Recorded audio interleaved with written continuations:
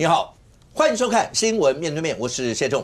来，一看如愿介绍，今天要请到的特别来宾，左边第一位台北市议员李彦凤，大家好；资深媒体人陈敏凤，大家好；资深媒体人康仁俊，大家好；右边为你邀请到立法委员岳元之，大家好；桃园市议员备少将俞北辰将军，大家好；资深媒体人尚厚之，大家好。好，那全国大家现在最瞩目的事情，当然你会关心金华城那个案子到底发展到怎么样。然后陈佩琪今天呢，在3度的应讯到北检复讯，可是国人我想你所有的情绪大概会关注到劳动部一个员工因为轻生所发生的一些事情，这整件事情到像野火燎原一样，现在大家关注的就是后续的处理到底会是怎么样。当然，在今天你看到了，包括劳动部长在立法院备询的时候潸然泪下，对整件事情感到非常非常难过。当然，今天包括连行政院长卓荣泰都出来表达了歉意，然后整件事情一定会审慎处理，包括直接送检调，所有相关的动作都告诉大家说政府不会轻忽这样一件事。但是为什么事情会发生到今天这样一个阶段呢？那一开始让观众先看一下，包括今天劳动部长在过程当中，在媒体上面在接受，包括在立法院备询的时候，所有相关的一些画面。来，请先跟大众说明一下什么是目的良善啊？目的良善，你们报告里面写的目的良善。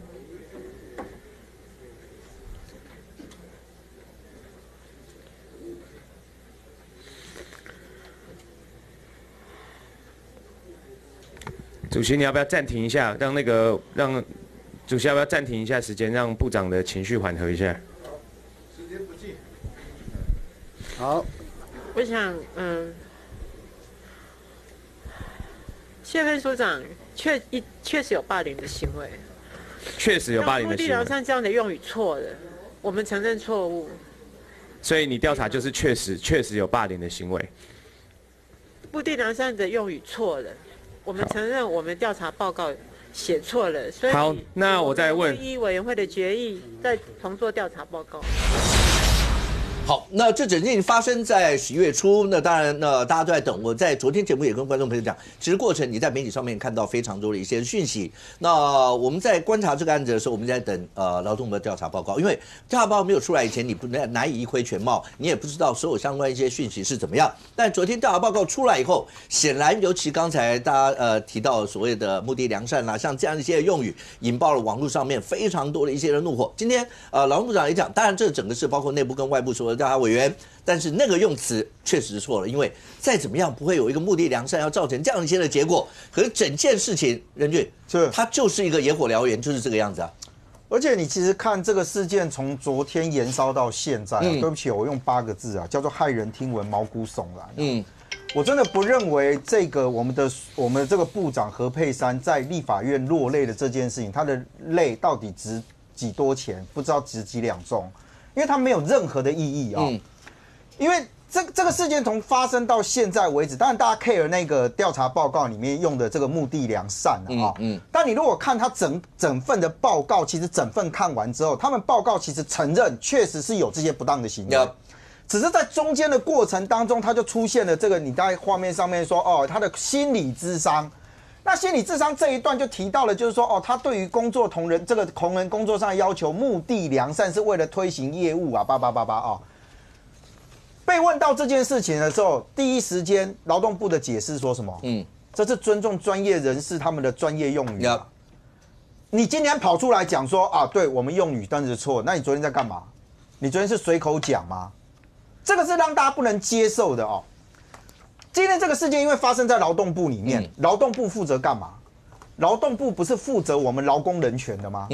结果你今天所属的员工遇到这种事情，你今天告诉大家讲说原来你的同仁都是这样啊，你们要推动劳动人权的保障，你要保障什么？连你自己的人都保障不好了。这件事情当然必须要经过调查那可是这个调查的过程当中，尤其从昨天到今天，我刚为什么讲说叫做骇人听闻跟这个毛骨悚然？是因为你今天看到部长在那里落泪部长说他要自己请辞，然后呢，院长出来4点半的时候开记者会，告诉大家讲说，对这件事情就要依法来办理，要怎样巴拉巴拉巴拉。然后作为关系人的那一位这个分署长叫做谢宜荣，说因为请假，所以这从头到尾没有任何他的事情了。更好笑的是，当今天论说所有的东西该怎么去处理的时候，劳动部说等他这个销假回来的时候再来处理。今天中央社发了一个新闻，因为有一直在传说劳动部内有人说这个谢宜容已经请辞了。记者用简讯去问谢宜容，谢宜容还有时间回他，我没有要辞职。你不觉得荒腔走板吗？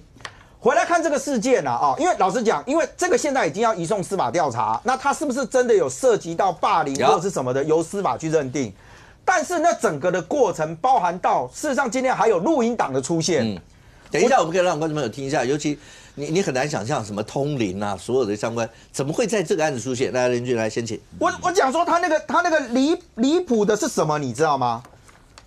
他今天因为知道说外界已经知道这件事情了。他居然还跟同仁开会，我以为你在上什么激励大会啊、身心灵课程还要大家一起给予承诺。最夸张的是，里面还有一段的文字用到什么，你知道吗？他说，这个是谢宜容的声音哦，等一下给大家听那一段哦，先听。我们先让观众朋友听，听完以后你就可以知道为什么任俊会有这样些的情绪。OK， 我让你听听看当时的一些现场录音，来。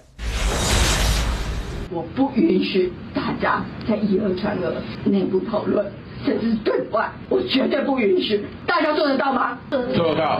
大家做得到吗？做得到。做得到吗？做得到。我听到署长告诉我说，有2个立委知道的事情，是北分署承揽的人力对外去说的。我非常非常的愤怒，那非常非常感谢我们北分署所有的同仁，所以我不允许大家在外面跟我说嘴。说什么职场霸凌这件事情，事实上这不是事实。对于还在资讯小组工作的同仁来讲，或者他的直属长官，情何以堪？葬仪社的人里面有一个通灵的人，在台北医院的往生室跟对话，非常非常的平和安详。对，就你听到这个，我把它整段我把整段来，因为媒体有报道，谢宜容跟他所有当天在开会的同仁说什么呢？他说：“死者请通灵的人转达，谢谢你们，谢谢父母，谢谢北分署给死者很多的爱。死者希望我们大家能够好好生活，好好工作。死者会记住我们每个人给他的美好的这件事情。”你部长急得掉眼泪的这件事情，我不苛责啦，因为老实讲，你也刚当部长，第一次当政务官请问你的署里面一个分署发生这种事情，你们从头到尾完全不知道说你的分署的这个分署长叫做谢宜容，还干了这些事情，连通灵都拿出来了，你是怎样？刚刚那一大段的录音，哪一个在场的敢说不知道？他不是只问一次我不允许你们讲职场霸凌这件事情，你谁呀？这整件事情其实到后来为止，其实大家关注的是前面的发生。现在看起来就说这个，我还是要讲啊，我觉得大家心理情绪如果是有什么，应该要寻求一个正常管道疏通。他不是没有疏通，你们干了什么事情？今天看起来他的主因的导火线是因为他作为一个业务的承办人。那他承办什么业务呢？就是呢说我们要什么智能啦，帮助大家这个去找工作就业智能就业这件事情你看媒体报道是怎么去讲述这件事情的？他作为这个承办人，第一个他对这业务不熟悉，第二个他也不认为什么智能这些东西对于就业服务里面到底有多大的帮助，然后他就送案子上去，送案子就被退，再送案子又被退。你退他的长官，你有本事，你为什么不自己搞？你觉得他的标案不符合你的想法，不符合你的期待，你们不能帮他弄，不行，你们就退，然后就退给他，叫他自己去搞。他的同事还有问他，现在搞到他同事也很自责，因为他同事当时问他说：“你现在这样。”他说他当时还没有走之前，他跟他讲说他真的压力很大，如果真的不能，他就怎么样。那个同事现在自责到现在，他说他没有听出来，他以为他只是一个情绪性的发泄，没想到真的就这样走了。你再对照刚刚那一段录音，谢谢我们给他的爱，谢谢北分署，你最好有脸一点，你讲说谢谢我谢宜容好了。就这些事情，你会发现到，你们要搞资讯搞 AI， 你不能找速发部帮忙吗？这一个，你今天劳动部还出来讲什么，你知道吗？我们真的有发现我们的人力真的有不足。你一个部长今天讲这个话，你不觉得丢脸吗？更何况是，其实谢宜容本身在当分署长的时候，不是只有这件事情被质疑，过去都有被质疑过，甚至也有人直接跟劳动部的前政务次长反映。今天的讯息变成什么？当时说反映的时候，说那一个政务次长有找了谢宜容去了解。大家在问，当天那你了解，你有没有访谈记录？你有没有其他的东西？说找不到。找不到就算了，部里面怎么回答的，你知道吗？那件事情不在本次调查范围内。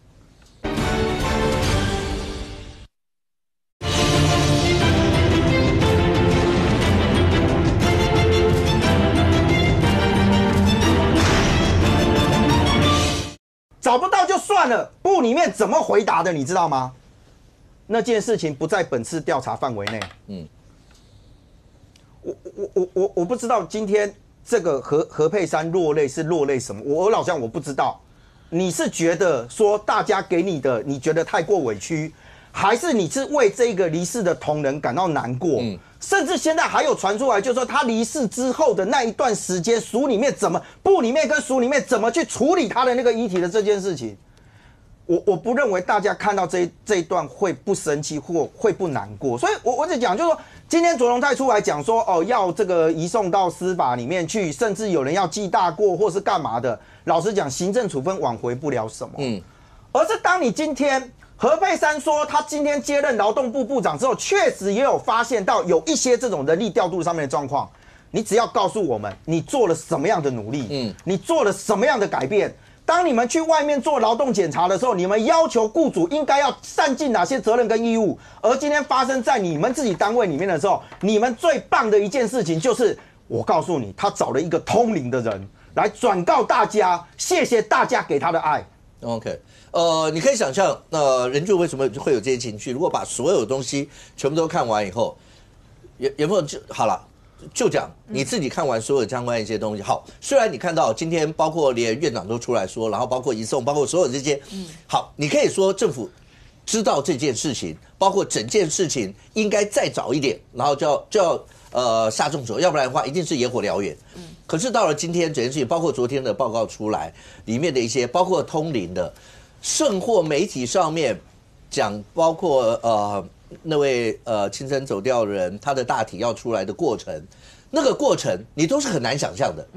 但到现在，谢宜容一样找不到人，可是所有的讲白一点，所有这一切事情就是你们要扛啊，他就是这样。我认为这整件事情就叫做官僚杀人、霸凌杀人其实我们知道这个状况，看到这些调查报告、这些内容，我也觉得很生气、很傻眼。因为大家知道11月4号，对这个吴姓员工就发生这个不幸的事情了。请问什么时候？这个调查报告里面竟然还写说是看了媒体报道。请问什么时候？11月8号。11月4号是礼拜一，11月8号是礼拜5中间都没有假日结果你竟然整个劳动部是看了这样子的媒体报道，才跟人家讲说那我们要启动调查。那请问你第一时间的时候是让这个北分署只手遮天吗？去让这个分署长谢分署长，然后可以在他们内部开会，还用什么通灵这样子的语言，然后去意图恐吓里面的这些员工。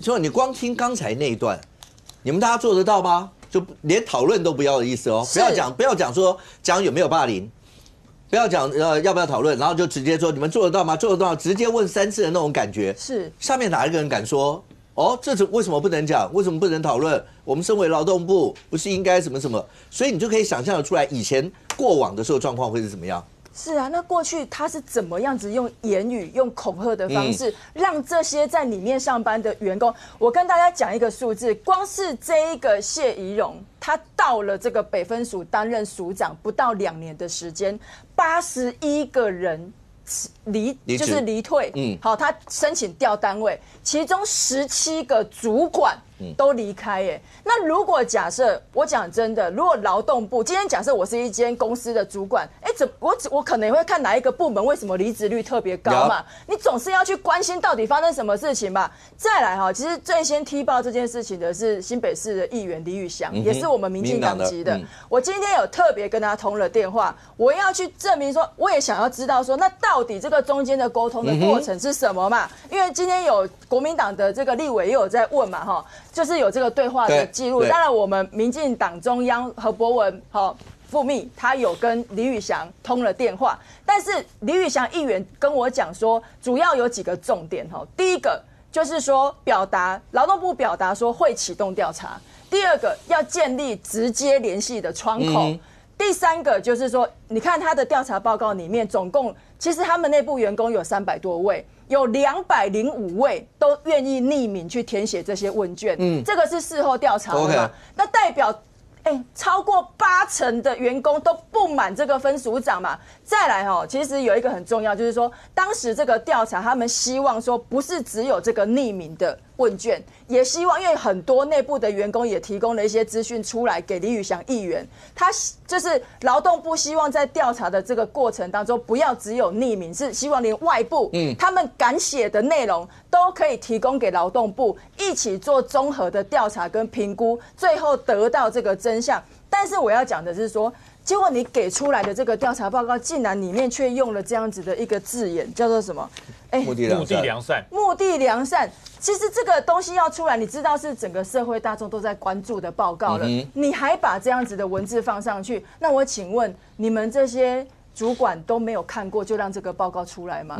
我觉得这整个就是荒腔走板啊，所以我才会觉得说，我们当然是面对这样的事情责无旁贷，这个已经是从一个分署，我觉得这个署长劳发署的蔡署长，他有很重大的责任，因为刚刚的这样子，从这个谢分署长他所讲，他说，署长跟他讲说有2个立委知道这件事情，请问蔡署长，立委知道这件事情不行吗？那你又跟这个谢分署长讲了什么嘛？谢宜容嘛？难道你的人就不能动吗？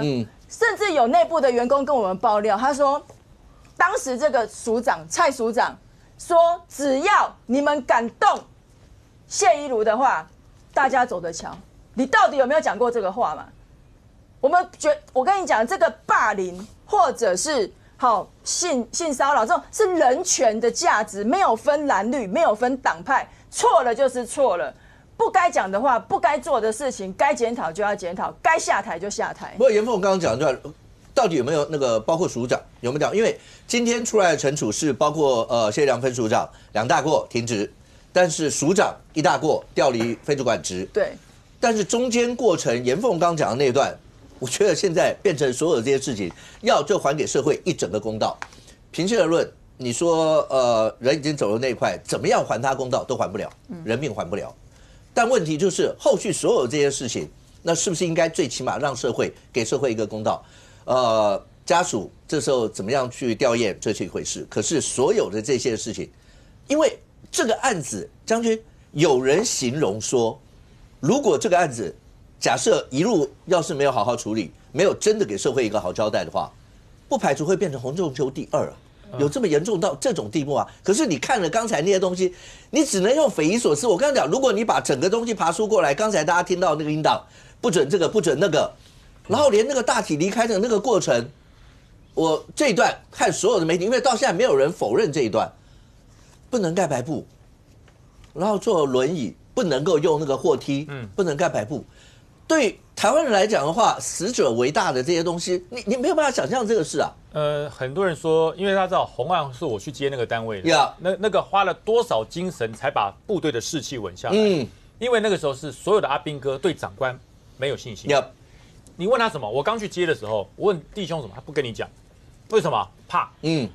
怕我讲了。我会被秋后算账，怕我讲什么之后我会被受到什么处分，我还剩下几个月退伍，我都明哲保身不说。可是在营区里面不说，他退伍以后出去不得了啦，上电视从 A 先生到 F 先生都出来了，每个都上去爆料。所以我说劳动部这一次事情，这个谢分署长这个事情会比红案更严重。阿兵哥才几个啊，劳工有多少？你知道吗？今天出问题的是劳动部哦。劳动部是保护员工权益，要保护劳工权益的嘛，不要让劳工超时工作嘛，让劳工各项福利措施更加便利。而这一次这位往生的这位先生哦，他就是为了设计这个城市，一个智慧的一个城市。我为了设计这个城市，我劳动部的人都被霸凌，然后往生了。那劳工心里怎么想？这还可靠吗？这个劳动部可靠吗？这个政府可靠吗？你想想看，这个劳工的力量，你认为比阿兵哥小吗？那大100倍啊，超过100倍。敢去修正退伍基金，退伍的退伍金，你敢去碰劳动基金看看？所以这个比上次那个军冤案严重100倍、10倍甚至100倍。那我告诉大家，将心比心，透明，然后呢，完全从严依法办理。这是我们从当时红案处理我们所得到的一点点血的教训。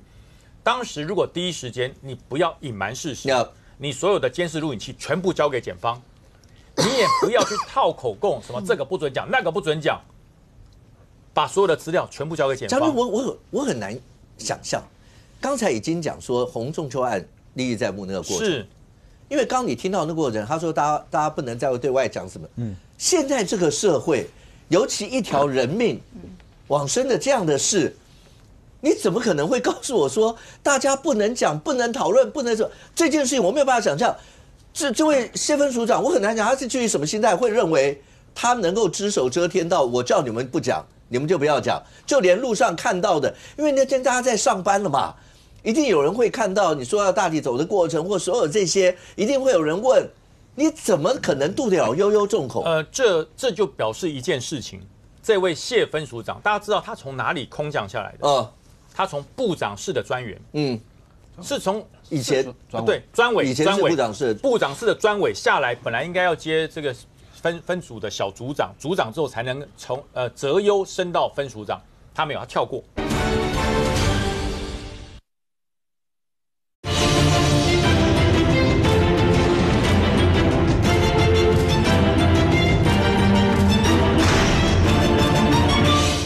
才能从择优升到分署长，他没有，他跳过。那你想想看，下面这些，因为公务员跟军人不一样，军人时间到就要退伍，公务员有很多可能跟他同样资历的，年资也差不多的，崩一个变成大官了。那个分署长多大？我告诉大家，检任12职的少将，军中就是少将，崩一个直接从中校还没升上，然后变少将。那你想想看，他的那种心态就是我中央来的，我是中央部会来的。你们要搞倒我很难，所以一般人绝对不敢。你看他把所有人，是出事以后把这些员工集合起来，就是说我透过葬仪社有通灵的，就表示这位同仁他很感谢我们给他的爱，然后呢，要转达说感谢父母，感谢很多同仁。另外就是，我绝对不允许大家外面说什么职场霸凌，这不是事实，也不准大家在内部讨论，甚至对外我绝不允许。还要求他说做不做得到，讲1遍、2遍、3遍，表示我不满意。因为什么？这个人的声音会表达他的不满跟情绪。做不做得到？做得到。什么？他就差没有说大声一点，再来1遍。冷血。他满脑子想的不是要如何把这件事情还给社会、还给劳工、还给家属一个公道。有错我负责。甚至负刑者我都愿意，这叫做勇于面对。但他做这件事是什么？不要出去讲哦，不要出去讲哦。做不做得到？做不做得到？做不做得到？再霸凌一次，再霸凌一次，把这一些分署里面的员工集合起来，我再霸凌你一次。他的意思就是说，如果你们敢去泄露，我告诉你，你会更惨。公然这还是目的良善吗？这还是良善的目的吗？这叫公然霸凌。为什么这个录音会流出来？不满啊！在他任内有81个公务员申请提早退休或是离职。我告诉大家，这种事情野火烧不断，这些人会不断的跳出来。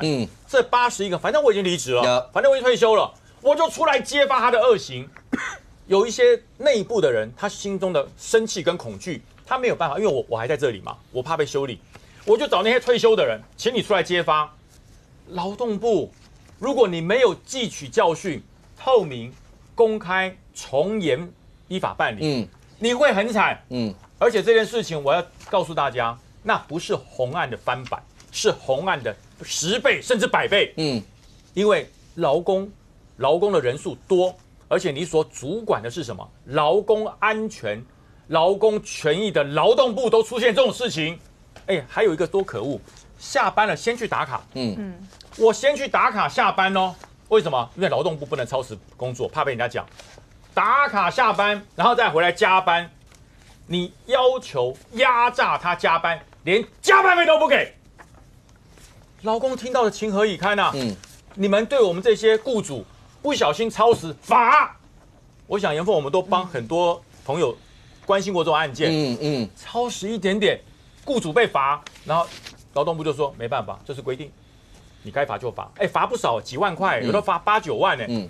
现在这样一下，你罚我罚得很用力，刮我胡子的时候刮到流血。现在我看到你是无血冷血，可恶！所以我才说这件事情，劳动部，你想挽回所有劳工对你的信心，真的要慎思，真的要好好做，否则它的影响力真的很可怕。所以人这整件事情，当然你看到，包括今天已经是层级到连卓荣泰院长直接出来，除了表达歉意，讲要包括将军刚讲的透明公开的处理。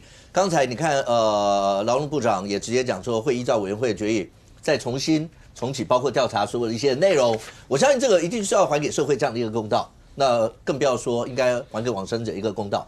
现在看起来这整件事情，媒体生活还有讲说那个分署长是个公关高手，为什么？但我还是没有办法理解，是个公关高手怎么会用这样一些的方式对待下属？那公关是只对上不对下吗？对，所以昨天第一时间，我觉得劳动部就是想要包庇啦，我觉得就是啦，因为今天何佩珊他在我们立法院表现跟昨天是南辕北辙，是2个人呐。昨天也有哭，昨天有哭，昨天那个包括连次长好像2个人他有哭，对不对？他可能对于这个事情他也不舍，有哭啦。可是问题是他今天有硬起来啊，今天立委问他说你要怎么处分这谢宜容？对。他直接讲说我要给他2大过，请他停职啊，他直接是这样讲啊。然后但他昨天怎么说？他昨天说我不能决定啊，因为我可以对他怎么样，但是我要经过考纪会，所以考纪会开会，我们要尊重考纪会。昨天他没讲啊，他没有讲要怎么处分啊，今天直接讲了。那为什么差1天有这个差别？因为他他发现那个火灭不掉嘛，被人家骂爆了嘛，所以才讲出来就说我要给他停职。那我就问昨天我怎么讲？然后再来就是。他昨天怎么形容这份报告？他怎么形容？他说这个叫呕心沥血的报告啦。他说呕心沥血做出来的，代表说他们调查非常详实，才呕心沥血嘛。结果今天怎么说？今天说要重做啦。昨天呕心沥血，今天重做是怎样？就是没有调查清楚嘛。那大家讲说，你们那个报告里面提到那个什么目的良善，也被大家骂爆啦。然后今天改口啦，今天说，哎呦，那个今天我们错了，我们不应该这样子写。所以我觉得要追的是说，那你昨天为什么是那个态度？其实你昨天还是想要包庇他。你想想看，说是不是开了这个记者会之后，如果外界没有在追的话，几乎就混过去了嘛。他昨天本来是讲说叫谢宜容22号出来跟大家道歉。我们不能接受是谢宜容分署长到目前为止还没有跟社会大众道歉哦。那是谁给他的底气，让他可以这样做？然后今天下午有传出来说他要辞职，媒体报的。那当时我在说没有嘛？对，因为我在立法院也有问那个何佩珊部长，他也说没有接到这个消息。后来晚一点，媒体就说没这回事。那代表大家联络得到这个谢宜容啊。那既然联络得到，我以为他消失躲起来，跟陈启玉一样，没有嘛，找得到嘛。那为什么不能请他出来跟社会大众道歉呢？背景就是硬到这种地步所以今天才有那个应该是李宇翔是谁就有爆料嘛，就是说。那个离职员工说谢宜容他是一个公关高手，我完全相信，因为我真的想不到他背景硬到这种地步。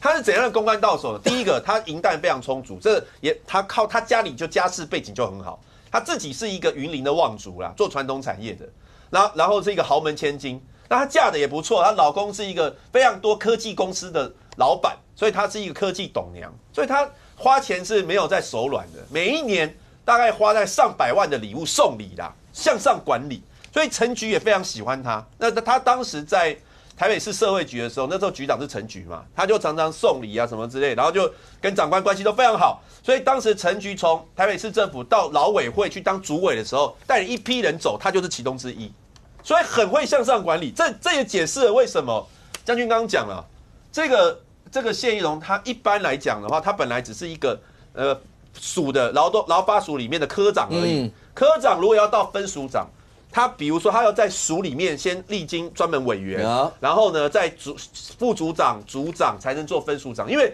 你管几百个人，你要有长官的历练。他完全没有，他科长直接跳部里面的专门委员。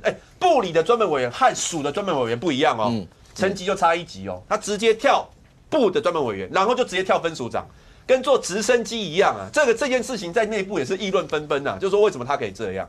那他在那个部里面当专门委员的时候，也负责媒体联系。媒体倒是觉得说他蛮厉害，就跟媒体的公关什么做得不错。那他做媒体联系有一段时间，那个发言人就是那个蔡孟良啊，就是现在的那个署长，对，也觉得他处理媒体处理得不错，所以他处理媒体跟相关管理很厉害。长官非常肯定他的这方面的能力，所以让他升很快。问题是，他对下面管理是这个样子。好，那我们觉得非常莫名其妙的地方在哪里呢？莫名其妙的地方在于说，连民进党的立委都讲了哦，在上一届就已经听说这个人有问题，因为他是2023年接任的嘛。民进党立委说，上一届他就已经听说了，都已经告诉卫福部这个状况，卫福部置之不理。另外一个罗生门是，人家讲说今年2月的时候就已经检举了，这个事情到目前为止也是不了了之，所有的事情都是不了了之。你就可以发现说，哇塞，他这个真的很厉害。然后再来一个关键问题，我刚刚讲说他很会送礼，你如果是花自己的钱，那又另当别论。你有没有花到公帑去做这个事？这个也是这个李宇翔，这个是民进党的议员哦。他怎么讲？他说谢宜荣为了讨好长官，每年花100万送礼嘛，而且礼盒还很讲究哈，还要客制化。然后为了这个客制化呢，他在2023年8月呢就开始委托一位讲师来做礼盒的整体的设计啊，甚至于为这个讲师开了很多课程。这课程当然要是付讲师费嘛，还要付额外的费用啊，包括礼盒设计、办公室大楼美化、机关意向宣传，全部是由这个讲师来执行。可以这样子吗？他说很多是未发包案子，什么意思呢？没有上网的啦，没有招标的啦，讲好啦，钱给你就来做的。那这个请问一下有没有图利的问题？另外今天在立法院也有委员在问啊，说谢宜荣花公帑买了非常多礼物，有些礼物还留下来自己用，委员直接跟政风室检举啊。政风室说2个礼拜调查出来。那另外这个谢宜荣非常喜欢植栽啊，所以他就在他的办公室弄了很多植栽。那为了照顾这个植栽，做了一个轨道灯，要24小时对这个植栽做灯的灯罩，所以让这个分署啊，那个分他所在那个分署多了3万度的电啊，多了3万度的电。请问一下，可以这样子吗？然后还有就是，也是被爆料哈，说他花3万块啊公帑呢去请客吃饭。今天在立法院也有人被问，也有问这个问题。那个政风室说这个事情他知道了，是花4万多了，所以。这个劳动部很有钱哦，可以这样子挥霍。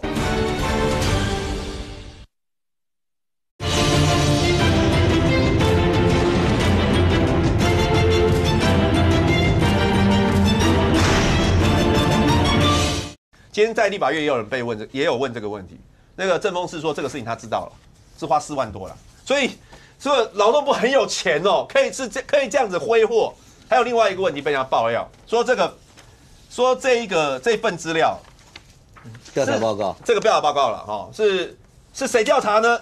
有3个人哦，一个叫次长许传胜，另外一个叫次长黄玲娜，还有一个叫参事吴雅慧。许传胜是谢宜荣之前在台北市社会局的同事，黄玲娜也是谢宜荣以前在许明春办公室的同事，参事吴雅慧也是谢宜荣以前的同事，他们都帮谢宜荣讲话。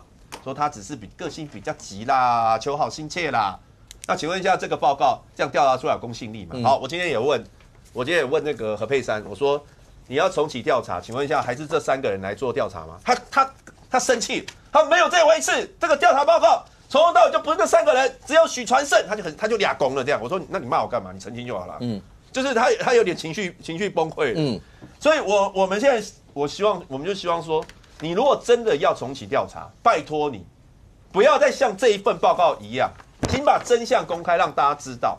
如果连劳动部都不能保护自己的劳工的话，你怎么祈求其他企业保护自己的劳工？你有什么说服力叫大家做这件事情嘛？然后再来就是许明春也是莫名其妙，他听到这个事情，他说以前我什么都不知道哦，但是呢，这个会发生这个憾事原因，应该就是因为劳动部长期人员不足啦。哇塞，你的归因能力就是这样哦，跟霸凌都无关哦，人员不足。这样就是人员不足的原因吗？人员不足，你劳动部为什么会人员不足？劳工的压力太大，那也是你的问题啊。所以我觉得，这样简单补充。我简单补充一点哦，其实要申诉要反映都是对的。我们任何单位都希望透明、申诉畅通。可是呢，这件案子有没有前兆？在2月份就有。2月份有人具名跟劳动部检举，说这个分署长有问题。可是呢，当劳动部的前次长王安邦是私自约谈他，人家是公开人家是具名检举，你私下问他怎么回事，讲完之后，你知道回来这位分署长干了什么事吗？我们以前只是说把大家结起来，大家我们要团结和谐，他不是，他直接发公文呢，他直接再回来，他是2月20号去被约谈的，2月21号回来立刻发一份公文，写什么？写说重申本署同仁应确保守职务上所知悉之文件及资讯，避免发生泄露公务机密之情事，否则要严办。你知道吗？如有泄密的资讯事情发生，将依规定行政责任来检讨，触法刑事这个法令者，我们依法侦办。发了多少单位啊？所有北部这些相关单位，他全发请问这些资料，劳动部你不知道吗？我约谈你第2天，你回去，你居然直接打脸说。你敢告我？我告诉你，吃不了兜着走。发公文，这哪是一个正常的行政单位？无法无天啊！我不知道那个过程有没有相关的因果关系。后来约谈次长，次长也离职，后来离开了，也离职了。我不知道有没有因果关系，可是这些东西，尤其你说第2天你就发公文告诉大家这些事情，你很难想象是这样。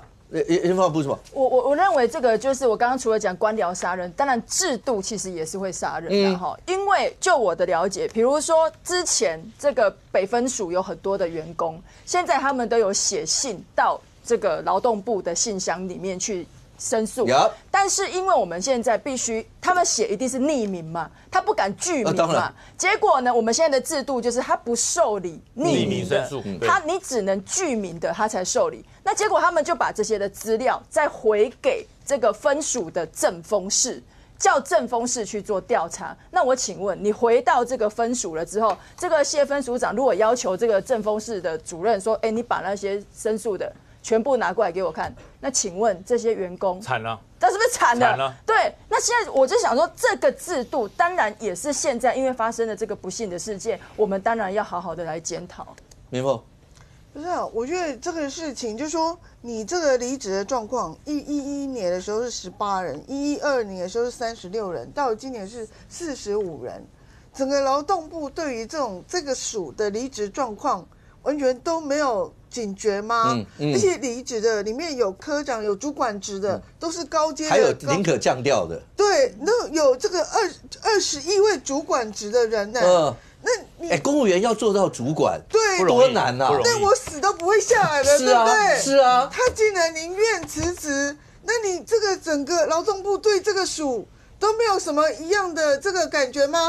就算是匿名的检举信也高达好像是200-300封啊，这样的一个异常的状况，你整个劳动部是失灵了吗？怎么会对于这种情况完全没有知觉，然后再报告又会写成这个样子出来，所以我觉得这个就是第一个，你对于劳动部这个事情，你觉得说，哎呀，很轻忽，反正大家工作嘛，要走就走或怎样，可是这个已经超乎一个平常的状态，所以劳动部以内部的这个机制，这个管控有问题。你对于你相关的单位，我不晓得这个东西是你劳动部的人事处或谁要去管的，还是说你要去跟你的部长报告这个情况是不正确的？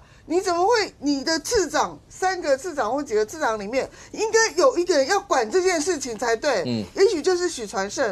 那但是呢，这个东西都等到人死了之后，你才说哦，这个要去调查或是怎样，然后调查报告，你又好像是所托非人的感觉。然后调查报告出来的时候，跟现在市面上面流行出来的对劳工部内部员工的对话相差甚远啊。劳工部的对话，你如果看过那个对话，你就觉得很可怕。我看过一个对话，我不晓得那个要不要讲，就是说这个就是有人问说，这个记者会上面说没有盖白布，这个是假的。然后劳工部的员工就说是真的，是因为这个处长呢，他要制造所谓还在急救的假象。然后下面就讲说，你知道吗？推出来的时候。那个大体上面某什么都喷出来了，那你知道一个人上吊以后什么东西会喷出来？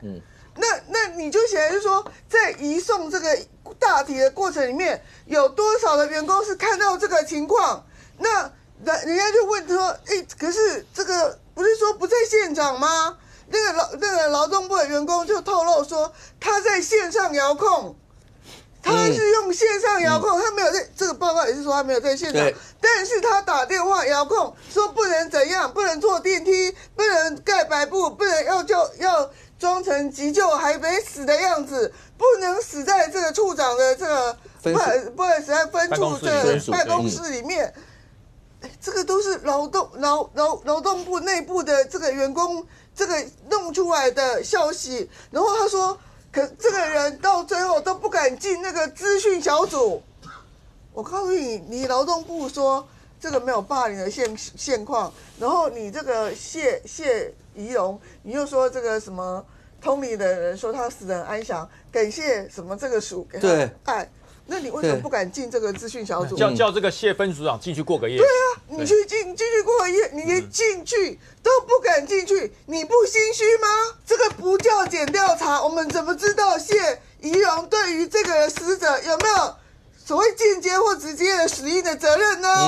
那你整个办起来，你就是太轻忽了嘛，才会变成这么事态扩大这么严重。我觉得是一个，如果你严重了，一开始昨天就严重的处理谢宜容，你今天还需要行政院长出来讲这件事情吗？所以我觉得这个事情值得我们的这个新内阁好好的检讨。会报的部会只有劳动部吗？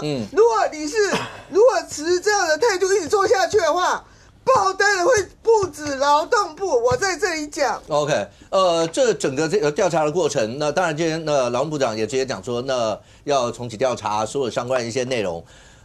刚才敏凤所讲的那些的过程，我刚刚讲，大体的台湾人一定是死者为大，大体在移送的过程，是不是真的有禁用白布？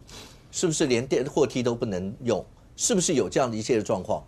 因为你如果看这份调查报告里面，他告诉你，所有包括大体移送的过程或什么，都是由包括葬仪社啦或什么相关的去指挥做的。意思就是，不是他们。我不相信有哪一个葬仪社会觉得大体不用盖白布，很难想象吧？不可能，没有，不可能，很难想象吧？所以我只能我刚才只能说有没有这回事？那如果要重启调查，也告诉大家真相是什么？因为这上面真的就告诉你。那是由葬仪社有什么来指挥所有相关的这些，你很难想象这样一些的事情。所以这整个一路过来到现在，后者我还是回到那句话，所以这所有的事情，矫枉就必须过正，本来就应该是这个样。这么严重的事情，就应该一开始就痛下重手，就应该告诉大家这种事情本来就不该发生，发生的话就以后不可能再让它出现。那从这个报告出来一直到现在。所以今天还变成是由行政院长要出来面对所有这样一些事情啊。我先更正一下叶委员刚刚讲的，何佩珊不是昨天讲这个报告呕心沥血是今天早上大家问他说目的良善，然后他跟你讲呕心沥血，他到下午的时候才跟你改口说我们错了。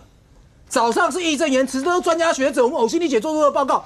刚敏凤已经讲过了，那个是遗体出来的过程，报告上面写他还在写他急救到医院的过程，视障遗色。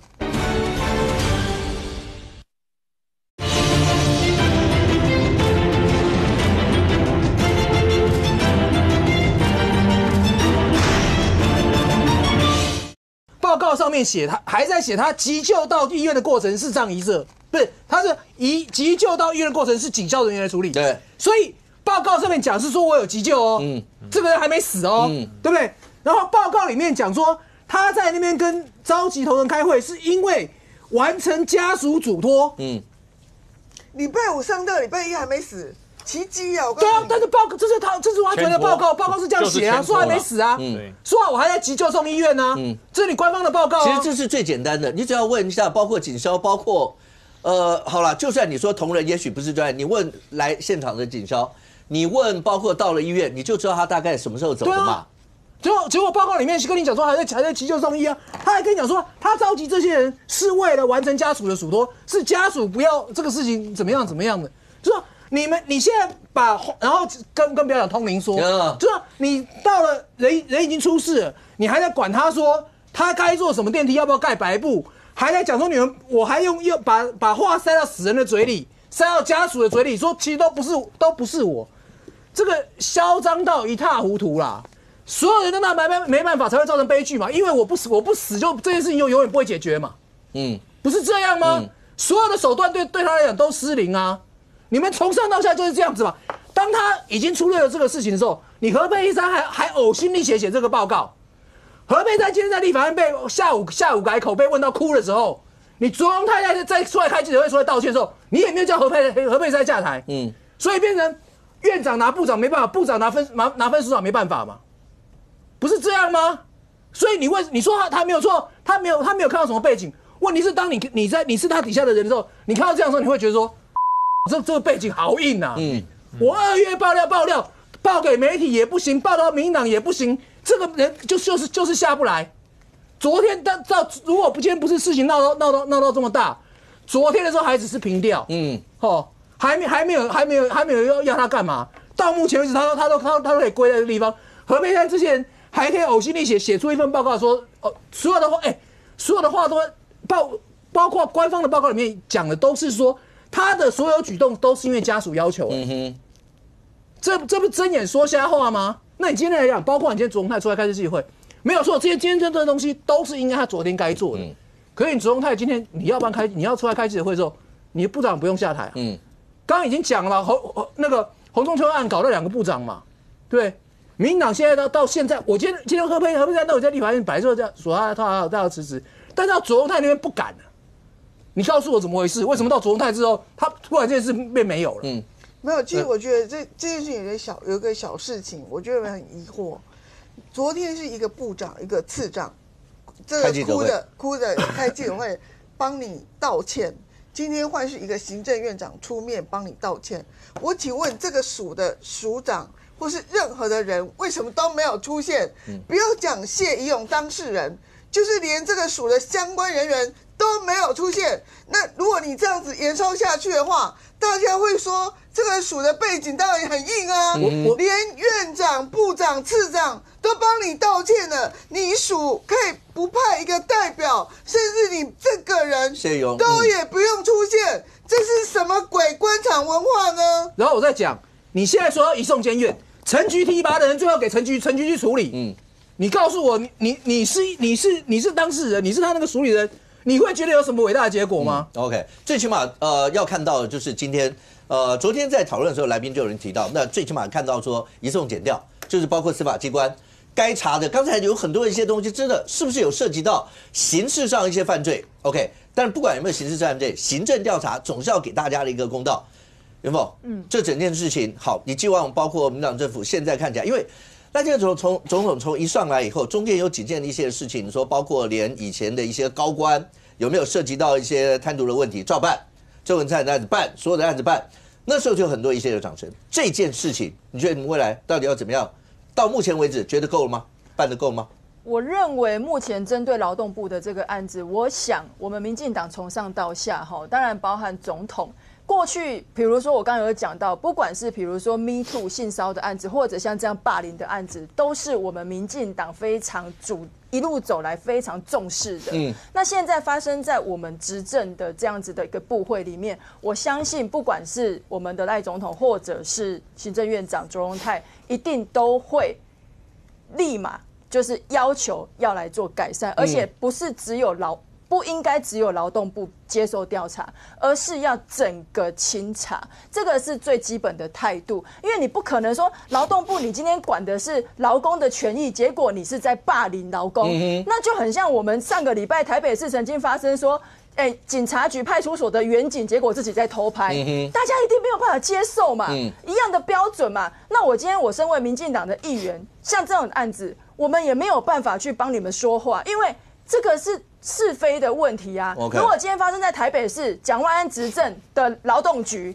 去霸凌自己的员工，我们也绝对是最强烈的监督嘛。所以我觉得这个是我们最基本的态度。所以我刚刚讲，该惩处的、该送检调的，不要有想要掩盖这样子的一个心态，这个才是社会大众大家都在检验的事情。OK， 事情到现在公开透明，矫枉也要过正。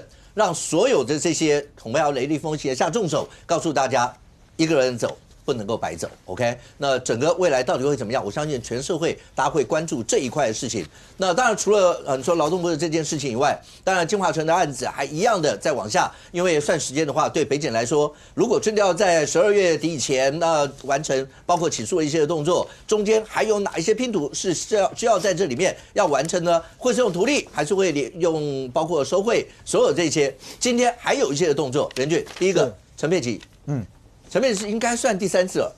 而且今天有到北检去复讯，是 OK， 然后包括朱雅，因为朱雅虎跟李文忠两个人大概要不要严押，也要在最近决定。是这些动作，在你的判断，觉得会有什么影响？但因为陈佩琪今天再次用证人的身份去了哈，那他应该在下午4点多的时候移送到北检，3点多的时候移送北检复讯嘛啊。那所以这么长的一个时间，看起来检察官是不是针对它里面的东西有要再进行了解？因为过去我们看到有证人进去，其实很快，对，最快。因为北检复讯照理来说复讯，你看很多很快出来，就是证人还是证人请回，是这些其实时间大概差不多1-2个小时左右。而且像最快上次戴立林进去嘛，他就只要确认你今天讲的话对不对？检察官看一看，就是说我当时委由，不管是由这个北基站或者是由廉政署问的问题有没有问到我检察官想要的？那如果都有，答案这边都符合了，大家就具结一下，就确定这是你的证词，基本上就请回。所以他那时候进去还要确认身份或干嘛，大概花了30分钟到40分钟，算是人家讲说算是非常快，非常快。但是陈佩琪今天的状况是因为他不是第一次被找去问，然后同步的在这2天里面，大家一直不断的就是也有在传讯不同的这个所谓的证人啊或干嘛。虽然刚刚主持人有特别提到一件事情，大家最后都还是用证人身份请回了，对。可是这么的密集的状态之下，再加上因为刚刚提到朱雅虎嘛，朱雅虎现在他这个也面临到这个也不能讲生死交关了，但是能不能再继续能不能出来，他能不能交保，他能不能跟吴顺明一样？对，那差别就是朱雅虎的状况是又有点不太一样的，因为呢，你可以看到在之前的时候呢，大家是有提到他说，他对于部分事实其实不争执，那他也坦诚有这个所谓的人头的部分啊，这是7个人这样，可是他代不代表他全部吐实？你上一次可以用这个方式过关哦，我不争执哦，然后或者是怎样，可是你一样被羁押了，那现在问题来了。你如果要转做污点，你能够用这个方式去避开，你能不能提供给检察官更多、更强烈的或者更新的证据，让检察官可以有所突破？如果不能，说实话，你讲回龙灾啊，你讲回你加一轮啊，弄因为他看起来朱雅虎是作为柯文哲，对不起哦，作为沈庆金对于北市议会，或者有可能对于北市官员的一个连接的桥梁，那一段可以从那个应小薇那里得到证实嘛所以我觉得现在回来看了，就是说柯案侦办到现在为止今天也有一个新的，当时柯文哲讲说，好选举的时候有人开2亿啊，这件事情这件事情一直是国民党像那个李博义啊，他们一直还在问说2亿这件事情到底现在飘到哪里去了？因为民众党说那个消息是从国民党那边传出来的，还有人去作证嘛？2亿美金，对。结果，今天的状况是什么？查无实证，签结。你的笑很特别啊，因为只有几种可能嘛啊。第一种，柯文哲没有说谎，真的有人拿2亿美金。而且柯文哲在当下，请大家记得哦，他还举了几个人。对啊，有个什么季将军，那季将军，国防部能够姓季的也没几个。后来讲说啊，不是那个季，是另外一个季哦，大家在那边搞，那个姓也很特别，也没几个人呐。对，他还讲过有什么余姓商人，大家还记得吧？这都柯文哲讲的哦。好，我如果都相信柯文哲讲的，那叫做柯文哲拒不吐实。他坚持讲，后来就没讲了。哦，可能我不知道是不是有跟检察官说我不想为难你哦，我不想为难别人，倒头就睡之类的，我不知道哦。但这件事就没了。那第二种可能性啊，第一种是柯文哲坚持不讲嘛，所以检察官没办法查嘛。那真有此事，但柯文哲不讲。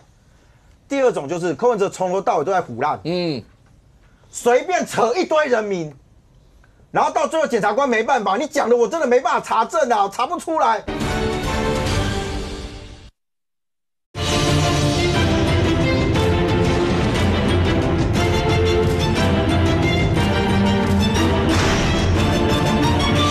柯文哲从头到尾都在唬烂，随便扯一堆人名，然后到最后检察官没办法，你讲的我真的没办法查证啊，查不出来，然后签结了，行政签结签掉了，可是柯文哲得到了什么？在当时得到了政治红利，他因为这个去告诉他的小草，你看我这个威武不能屈啊，贫贱不能移，人家拿钱2亿美金多大的钱，我通通都不屈服，我继续选到底。今天签结掉，我们不是只看签结这个动作，还有没有可能第三个可能性？北六真正敢推，所以你戏唔敢讲，你不敢讲说你跟谁拿了，所以到最后检察官没办法，因为话是你讲出来，对不起哦，你们还有发言人去作证，还有到法庭去作证的，当证人了，就这些东西你都会回来，就是看到柯文哲在过去，柯文哲怎么从政，后来现在大家这几年发现到讨论的都不是他的政绩有什么。所讨论出来都是柯文哲，你跟多少的跟钱是扯上关系的嘛？所以我觉得今天我来看了，就陈佩琪去，我也不知道那会不会有这个转来转去，就身份在移转。这一次去看起来律师可能之前已经有请好了，会不会直接在这个阶段里面，律师真的可以派上用场 ？OK， 到底会是证人一样，证人请回，还是中间会发生其他一些转折？好看检方在办案的过程来讲的话，会有什么样一些的考量？但现在看起来，在外面所有的包括政治延烧的很多一些事情，包括从昨天开始媒体上面出来的。开庭的时候，然后我还是回到那句话，因为身为律师很难想象，开庭的时候当事人直接会在那边讲说要另外一个人来接党主席啊，或什么，因为不管是检察官或法官都会觉得说，你现在跟我讲这个东西干什么？我关心的是这个案子金华城，你到底有没有什么？怎么会大家还要去讨论？好，媒体上面讲说就这一块，然后有讨论到所有相关的这一些事情。我想说你自己会怎么样看待？媒体上讲说要不要叫黄国昌接啊，但黄国昌很慎重跟你出来说，民进党政府你们够了吧？你们的什么侧翼，什么叫你们够了吧？这些，你觉得为什么会这样？我觉得有几个面向可以讨论哦。第一个，其实这个昨天出刊嘛，那一般我们有经验，就是说周刊要出刊之前一天。是不是？他会问，一定会问嘛，会打电话给民众党或者相关的人说，你的回应到底是什么嘛？所以为什么民众党是选在？因为他们其实他们的这个中央的常会应该是礼拜三才要开，他们本来应该是礼拜三才要讨论柯文哲到底要不要请假的问题，一定是接到了这个周刊的电话，所以可能临时就改到礼拜一，好来确定说到底要不要让柯文哲请假。那总归一句叫做是，我认为啦，黄国昌大概就是被保皇派给击倒，好。因为有几种可能嘛，第一个，为什么周刊这一期要报道这件事情，动机到底是什么？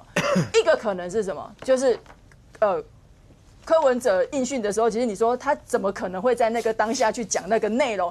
对检察官也好，法官也好，可能认为说连写到笔录里面的价值都不存在，那更不用讲我们民进党不会去管你们的党主席要是谁嘛。他如果是在地检署侦办的过程，那当然一定是检察官听。只是不管怎么样，你都会觉得很怪。对，冒出这，而且他是9月多，如果9月中是他那时候才被羁押，大概两礼拜两个多礼拜。对。那昨天大家在讨论说，为什么他9月多，好9月16，对，就要讲这个？我回过头去查了周刊的这个连续几期的报道，那时候9月中的时候，刚好报道到什么程度呢？就是说他的金流被掌握了。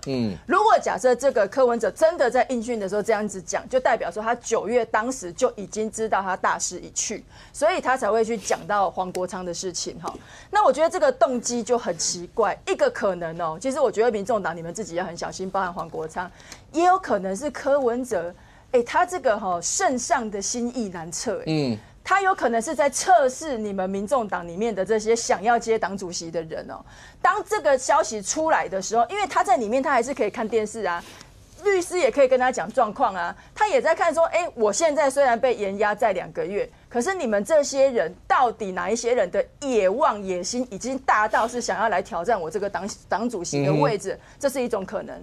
第二个，当大家很多人都在讲说是黄国昌自己放的消息也好，或者是民众党中央保皇派放的消息也好，其实大家不要忘记蔡壁如，你要看嘛，现在跟黄国昌竞争最大的竞争者大概就是媒体上报道的是蔡壁如。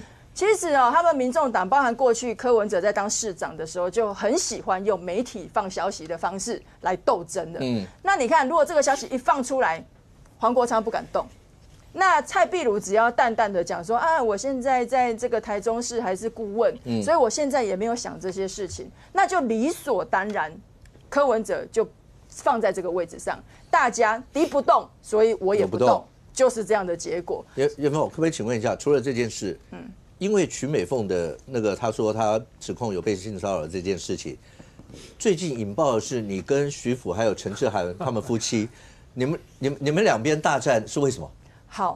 这件事情其实我那天上节目，因为我有找到一个是陈志涵，他自己过去在2023年跟媒体讲的时候，因为那时候刚好我们不是民进党也发生这个性骚扰的事件嘛，他就跳出来去抨击我们民进党妇女部的主任嘛，他就把他自己曾经高中的时候搭公车，他也曾经遇到性骚扰的事情，他觉得很不舒服，那个时候就拿来质疑民进党嘛。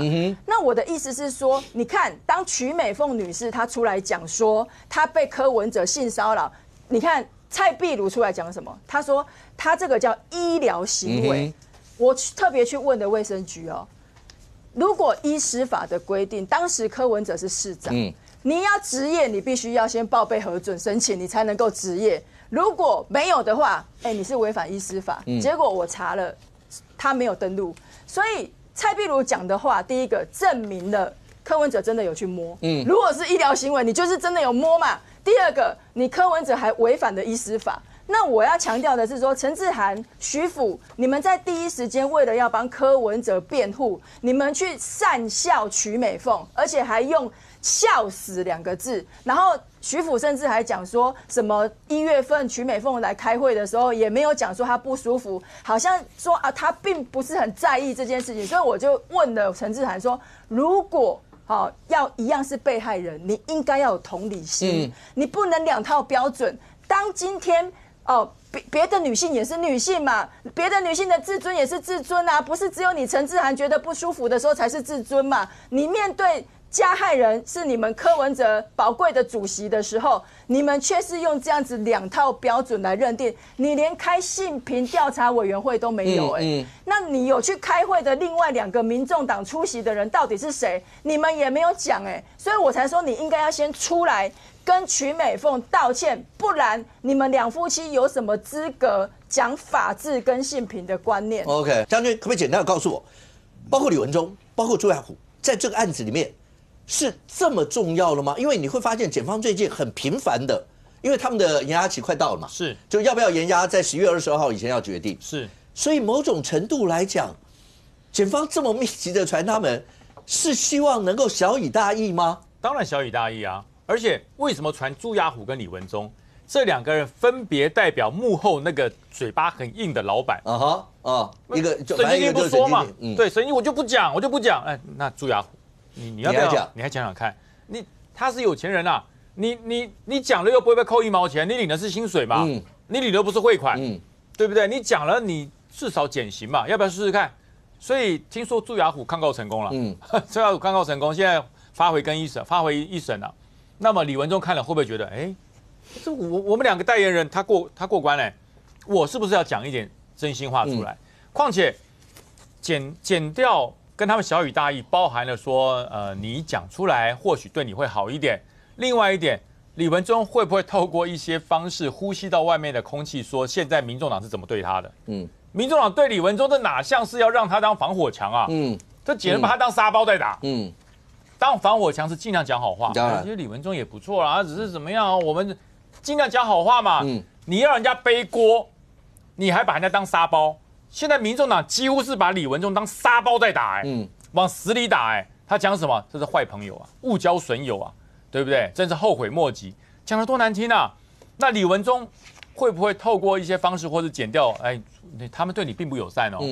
他们好像把你当防火墙哦，他们把你当最后的防火墙哦，把你当沙包在打哦，打得很用力哦。那李文忠要不要讲一讲啊？对不对？因为朱雅虎看来好像说了不少嘛，不然朱雅虎怎么会放出去？怎么会那个驳回，把它驳回，让这个再重新再一审？那李文忠当然会心动啊。所以我看来民众党没有要把李文忠善待的感觉哦。如果今天民众党为了柯文哲好，全党的口径一致，因为什么？李文忠是关键，他真的是关键，因为几乎已经知道李文娟就是一个人头，真正在运作、在汇这些钱、在做这些指导、幕可，几乎是李文忠，他是实际运作者，因为大家记不记得柯文哲那个俊俏的那个脸庞的肖像权是谁汇钱给他的？李文忠汇的啊，照正常来讲应该是李文娟嘛，李文娟是幕可的实际的董监事唯一。那怎么汇的钱会是李文忠去汇？表示他在运作。OK， 而且经过了检调、抽丝剥茧之后，看来幕可最后面做决定、拍板定案的人不是李文娟，更不是李文忠，是柯文哲。那这些事情是怎么透露出来的？只有李文忠知道嘛。我要跟谁做报告？我要跟谁交代幕可的金流？我要跟谁说我怎么汇钱出去，怎么收钱进来？表示李文忠应该说了某种程度的实话。OK， 所以如果民众党现在还想把李文忠当成防火墙，看来做法应该不是这样。不过现在看起来的话，明后，当民众党，昨天那个算是帮柯文哲请假嘛？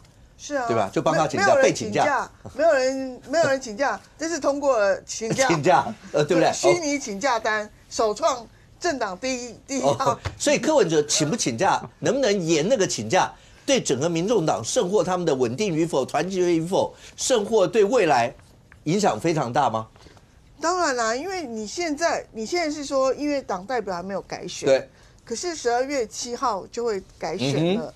那你现在就说有人传出来说，哎呀，这个谁要传给雍正呢？谁要传给谁了？14还是4啊？什么东西的？然后就突然有人喊哇，黄国昌了，然后然后就赶快有人就赶快开个会说没有啊，谁都不要动。然后呢，我们就开始让这个没有请假单的假单继续延续，所以现在就到了228之前呢，大家就维持现状，也没有人会代理党主席。那这个就是目前为了所谓稳定党内谁也不要冒出头的一个情况嘛。但是你这个阻止不了这个永远啊。那现在就说这个接班这件事情也是一个罗生门呐。4月份的时候有讲过一次，这个《镜周刊》写的，他说这个氛围好像在交代后事，所以说什么，这个谁李珍秀也在场，然后当时他说，其实黄国昌也在场。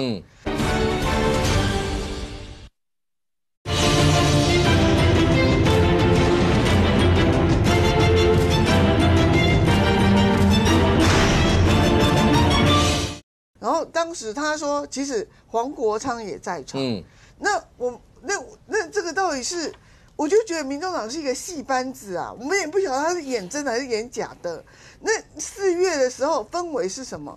氛围是全部在国会啊，然后国会那个时候，你不记得这个柯文哲就很落寞啊，因为所有的这个 spyline 都在这个国会里面，然后这个永远是3个总召，对，然后黄国昌又是民众党的总召，对，然后又可以主导这个东主导西，然后连傅昆萁都好像当他小弟一样，这个什么密案都是他自己写的，这样，那你不觉得当时的柯文哲就很落寞，说好，我以后后来又采取一个措施，他每天都要进党部的办公室，变成党团开记者会，他坐中间嘛，所以说4月份讲说我要黄国昌不错，我可以交班给他，这个到底是引狼入室还是这个所谓说真心话？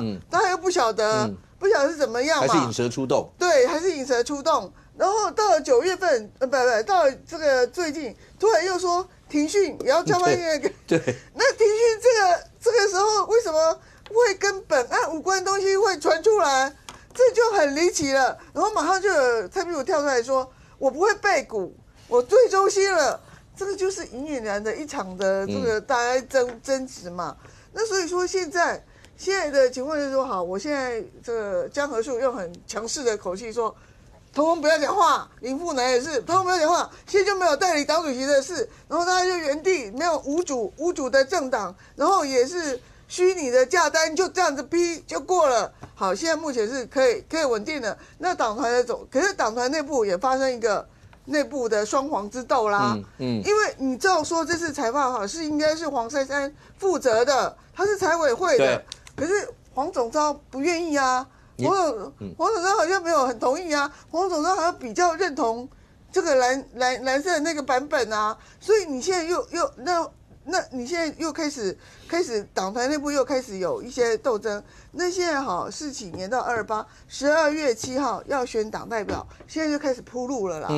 我现在先把它按住之后，但是要选党主席的人。12月7号就是一个关键点了，现在就开始要召集谁是党代表，而且他们的选举方式是不是这种所谓你们这种老旧的政党？好，你是那请问一下，你是新政党是怎么个选举方式？你是党员才能够投票，他们不是哦。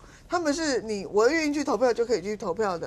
我听说是这种投票方式，有点类似美式。对，就是我在选举以前，我如果登记我是民主党的，我是什么，我就可以参加他们的初选。可是民众党的规定都可以改的啦，他们是没有天花板跟楼地板的。是没有错，他们戏班，然后下一个是曲目是不知道，但是目前曲目是这样哈。那所以说你按照这个规则做的时候，我黄国昌很有号召力啊，我到时候就进攻很多的党代表。那你不要说别人了，228就是我的啊，就是代理党主席。等他取到代理党主席的时候，他会不会切割柯文哲？这才是重点啊。OK， 因为现在你看啊，黄珊珊有绕进去25条，对不对？什么建筑法的25条，可是黄国昌只在打周边球啊，一直在讲说司法迫害啊，赖清德你出来讲看啊，他对于案情的任何通通没有辩护啊。那你到时候大家就揣测，所以蔡壁如会跳出来说，我不会背股，我会忠心耿耿。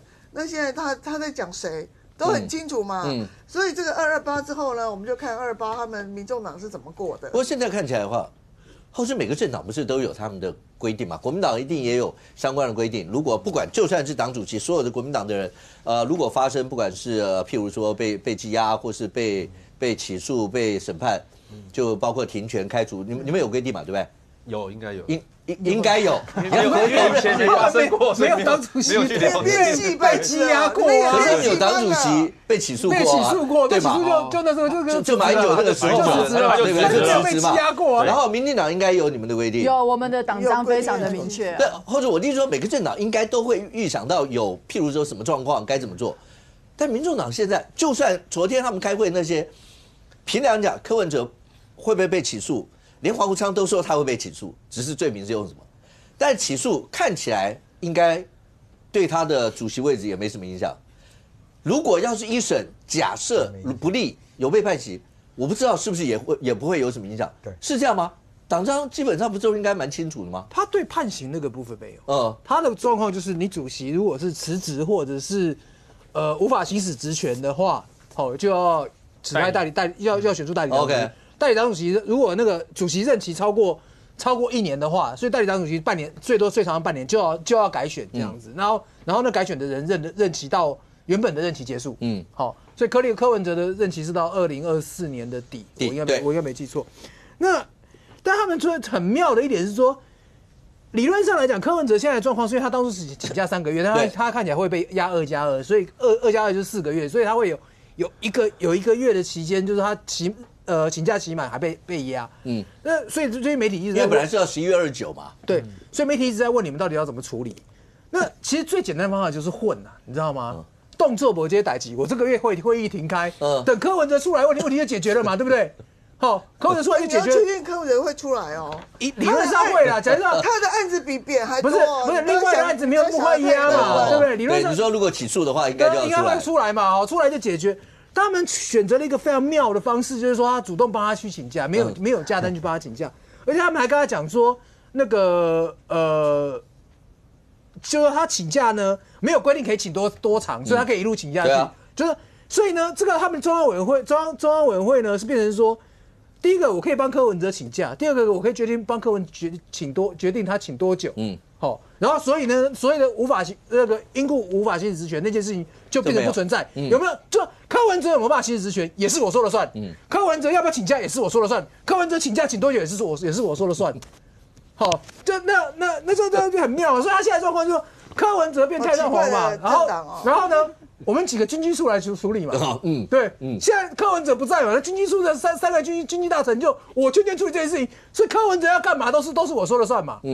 对啊，那这个当然这个状况当然对黄国昌来讲其实是有利的，因为第一个就是说，现在如果你直接让黄国昌来接班，他马上内部会出问题嘛，因为蔡壁如也说我要嘛，小的也不服嘛，对不对？现在我奉柯文哲为精神领袖说，我们来处理的时候，这个党第一个不会乱 ，OK， 好，第二个我有实权可以继续去做 ，OK， 所以对他们来讲，现在的状况是对他们来讲最有利，反正权力是在我这里。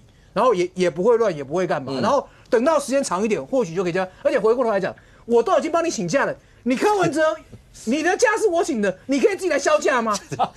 你可以自己说，我是当事人，我不能销假吗？我一出来就跟你讲说，我要负刑事，对呀，太夸张了。所以你就继续归着嘛。原本大家一想说柯文哲出来之后，你就要面临说，你是不是要辞职？现在不用啦，我还在请假当中啊，所以我也不用马上决定我要请辞。这个党的事情都很离奇，我也不用决定说我是不是要直立接班。没有，我觉得他们做那个动作是非常非常离奇的，就那个状况他解决他其实原本混过去就好，让柯文哲自己解决。结果他们不是，现在我代理柯文哲的意志，好，然后柯文哲还在上面，但实际上权就在我们身上。OK， 好，那当然，其实包括刚刚前面大家有讨论到，包括陈佩琪的一些状况，陈佩琪到北检复讯3个小时以后一样请回。那这在所有的过程，那到底复讯问了一些什么样一些东西，对整个案情会有什么样一些的影响跟发展？好，后续再看。但任俊，我先问一下大家，其实我们前面已经讨论过一件事，那时候民众党人也有讲说，对阿北来讲的话，交保都是个羞辱，虽然应该只有5保请回，是，但是你以现在来看，如果再延压，假设如果连民众党连包括黄国昌都说他一定会被起诉，好，第一个。像以前阿扁那个案例，起诉以后他是照押，对 ，OK， 柯文哲会不会这样？好，那另外一个起诉以后，如果要让你能够出来，一定不可能是5保请回嘛，那一定会是重保，那要不要保？这个上一次我们有讨论过，对啊，就说如果因为现在眼下时间越来越近了。如果保的话，就代表你是不是也承认了嘛？甚至民众党，你知道他们之前还写了一个本，你知道吗？写了一个剧本。他说：“你看哦，如果今天阿北被人家用这个所谓的重金交保媒体一定会去计算他多久的时间里面筹到保金，你就是很有钱，你把所有的可能性都写完了，那要干嘛？就不要逼柯文哲啦。我就讲说，就你们把所有的路都讲死了嘛，就是灵魂跟肉体什么分开，你们还什么阿北关越久，我们越团结，越强壮，他们更团结，我们更团结你的意思是怎样？阿北出来你们就不团结？你是希望他在里面，还是希望他出来？没人听得懂哦。刚刚提到说那个4月份，因为老实讲4月这件事情很诡异。OK， 因为我访问了那个李珍秀，他坚持说他没有说谎。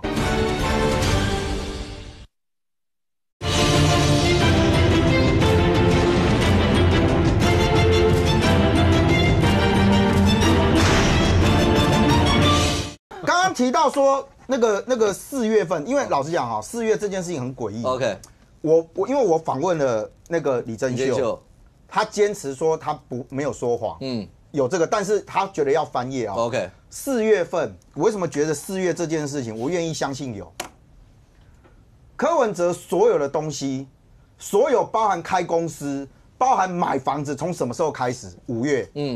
我曾经公开讲过，我说为什么5月开始动？因为很简单，4月份的时候政治现金申报，他4月7号的时候政治现金申报出去了，对他来讲，他一定觉得我这一段已经结束了。我后面只要补正，所以我政治现金开起啊。OK， 你再回来看4月份，其实后来那个谁李珍秀有修正说法，他说柯文哲讲的其实不是健康，如果因为健康因素，他说不是，柯文哲在当下讲的其实是如果有什么样的状况，我没有当党主席，我一样想要给黄国昌。OK， 可是现在整件事情一路办到现在，算从第一次的大规模的搜索，然后中间，然后包括羁押、延押，所有这些。原之媒体上，你如果看一些民调的话，会不会有一些民众对这个开始有些不耐？完全没有啊，就是尤一龙做的那个台湾民意基金会，其实看得非常清楚了。这3个月，民众党支持度都稳稳的12%，起伏都是误差范围一点点。尤老师做的，尤老师做的，就是铁粉啊。我们看民调，也就是看它的趋势嘛，它趋势就是平的嘛，就是12%嘛。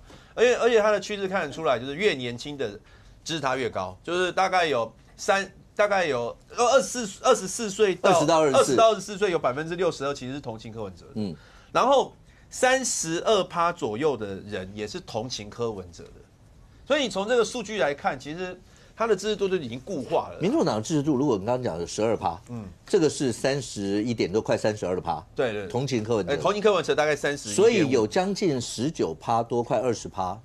可能会是蓝营的，蓝营也蛮多人同情他，对不对？也蛮多人同情他。OK， 那我觉得同情他的原因就在于说，他多多少少大家感觉他就是有被政治追杀。那为什么感觉有被政治追杀？就是因为本来大家讲说应该要侦查不公开嘛，但是现在就是侦查全公开，每个礼拜周刊都有一堆内幕可以爆出来嘛。然后大家就觉得说，那为什么他的案子就是这么丰富，总是可以放消息出来？你就会觉得他被针对嘛？那这个周刊这个礼拜2就没什么案情可以讲了，就没什么案情可以讲，就去扯到那个柯文哲是不是要把位置传给黄国昌的事情。那大家就会觉得说，你看把他压了那么久，你看起来就是没有一刀毙命的证据啦，就没有说好像他就是非有受贿不可。OK， 那如果是这样的话，那之前压了这么久，有没有是故意针对他？所以我觉得同情的来源是在于这边，特别就是刚刚孝哥讲的，就是周刊还写到说在庭讯的时候，柯文哲说。民众党不会因为一个人而结束，开始然后一个人结束。陈志海就觉得说会讲这个话吗？因为这句话陈志海讲说这个话是他写的，是他给柯文哲谈参。那本来是要用在柯文哲那时候，不是因为他还没进去之前，他们政治现金爆发一些问题的时候，他开了一个记者会，然后陈志海就建议他这样子讲啊，就是说民众党不会因为一个人而起，也不会因为一个人而结束。那我想说，为什么他要讲这句话？因为柯文哲一定会被人家认为识人不明啊，搞乱七八糟啊。那小草会不会失望啊？觉得完了，柯文哲完蛋了，那我就离开民众党。他要告诉你说，没，我们不只有柯文哲，我们还有很多人哦，黄国昌啊，谁，所以大家不要离开啊，大家不要离开。所以他想要营造出这样的氛围出来。但是这个很奇怪，就那为什么周刊会知道这件事情，把这个事情讲出来？这一样嘛，就是违反侦查不公开。OK， 这整个包括金华城这个案子再往下看起来的话，时间越来越紧密。到底最后结果会是怎么样？我想大家都在观察的话，包括有没有一些其他新的讯息。但除了这个以外，我不知道你在看所有国际新闻的时候，你今天有没有真的注意到全世界在往第3次世界大战往前走？任俊是不是？俄罗斯已经直接警告过，如果你用美制的长程飞弹打我的话，他对西方说：“我视为你们西方，直接在跟我宣战的感觉。”乌克兰就真打了。这个转折点当然是拜登啦，就拜登你这个临去秋波，不知道这样用在这里怪不怪哦？但是问题是你都要卸任了，你突然批准说，乌克兰我跟你讲我美方的所做的这个长程的这个武器你可以使用了。可以打到俄罗斯境内，你以为他嘴巴讲吗？你可以看得到，乌克兰现在真的就拿美制的长程飞弹拿去打俄罗斯啊！那你这一打下来之后，事实上对俄罗斯来讲，俄罗斯过去一直在强调哦，而且包含到美国原先的一贯的立场是什么？是说我赞成你乌克兰捍卫你自己的国家，但我反对你去歼灭俄罗斯啊。结果你突然没事，拜登，我不知道你当时在想什么，你就出来说好，你可以打。他可能以为就是为了川普给川普添堵的啦。哦，好，我跟你讲，就让川普上来，可能就没办法解决。对啊，可能米凤真的很了解拜登哦，因为他的说法，川普的儿子跑出来了。川普的儿子说：“我老爸在就职之前，你拜登是不是干嘛？你在试图引爆第3次世界大战？那现在就看啊，俄罗斯你要忍多久？你能忍多久嘛？是啊。”因为俄罗斯的底线其实很早就讲出来，第一个，你其他国家不要参战，对，好，你提供他武器援助，我可以当作没看见，但你人不要给我进来。对，第二个是你不能够拿他来打我，打成这个样子啊。好，拜登现在把这个拉进来了，现在大家开始外界想说，那你俄罗斯会不会你要搞核战啊？你看这个俄罗斯的媒体啊，也搞了一个这个啊。他说呢，俄罗斯首次已经量产可以防止核爆跟移动掩体，他们叫立方体啊。但我也必须讲啊，这种顶多防一时啊，不能防一世。当然，因为你真的核爆，大家都知道最可怕的其实在后面，不是前面嘛。俄罗斯你们那个车诺比，你们很清楚的知道到现在的状况是什么。但问题是，外界现在对于拜登开了那一扇门，而乌克兰真的用了之后，我觉得大家没有等闲视之了啦。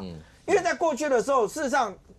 川普原先的讲法是说，我就任之后我是要结束俄乌战争，他说24小时之内要结束。不过他的那个结束法，泽伦斯基没有要啦，因为泽伦斯基他的讲法是说，我怎么可能会出卖我自己的人？因为川普的那个讲法是说，你把讲俄语的通通都给俄罗斯，对他来讲，我不是只有那个东边3个地方，我那整个是我一半都不见了啊。所以泽伦斯基是没有要的哦。泽伦斯基在过去一直跟美国喊话是，你要给我的东西，你要赶快给我。现在拿到了这一块，所以我觉得到今天哦，这个转折是因为今天乌克兰真的用了飞弹，而且是他讲说我是精准打到了俄罗斯的军火站。对，那代表是什么？我不是只允许你用长程武器呀，我连我的这些资讯其实都给了乌克兰，让乌克兰完全去做操作。OK， 那接下来大家就来看的是，好，俄罗斯你什么时候不发布你要搞那个什么核掩体？你现在给他公布这一个出来，是不是代表你俄罗斯可能也在做备战的准备？张军，其实包括我们自己都会，我们最关心的是，如果川普上来，两岸之间的状况 ，OK。那包括最近讲，美国国会建议说，让我们享受包括北约啊什么这样像这样的一些的地位。我们更关心，我们讲我们是刺猬岛，那刺猬岛对我们来讲，飞弹的提供非常重要。是，那未来会有什么样的发展？我一直在觉得这泽伦斯基还蛮带种的。你说他真的打？对，我上礼拜才讲说，你不要拉着我我要去打，你不要拉着我。现在我不拉你了，他真的打了。对，他真的打了。那现在的压力到谁身上？到俄罗斯的普丁身上。你要不要用核弹？对，因为普丁当时他是笃定了，就算开放给你泽伦斯基打，他也不敢打。普丁笃定了嘛。我是霸主你敢打我？你打我看看，你打碰真打了。那现在难题丢给他了。对啊，你要不要回击？普丁一回击，普丁还要混吗？对，我觉得普丁会回击，但是不会用核弹回击。OK， 他一定会用等同的方式回击泽伦斯基。但是呢，他会不会去打北约？我预判，还不敢。因为你现在光是对一个乌克兰加上美国就焦头烂额了，你要直接跟北约宣战吗？我不认为普丁是笨蛋，他是疯子，但他不是笨蛋。所以未来乌克兰这一块到底是拜登老疯了、老傻了，还是高招？我们等着看。OK， 但是看我们国家的状况，现在台湾的军售一直被一个捆龙手锁住，就捆住你了，不能超过1400万美元。如果超过的话，就要经过国会的同意。那现在呢，美国要提议修法，就是把它乘以2，变成2500万美元，直接提升1000多万呢。它的等级跟谁一样？我告诉你，等级跟日本、跟澳洲、跟韩国、跟以色列、跟纽西兰，就是北约 Plus，跟北约的等级一样。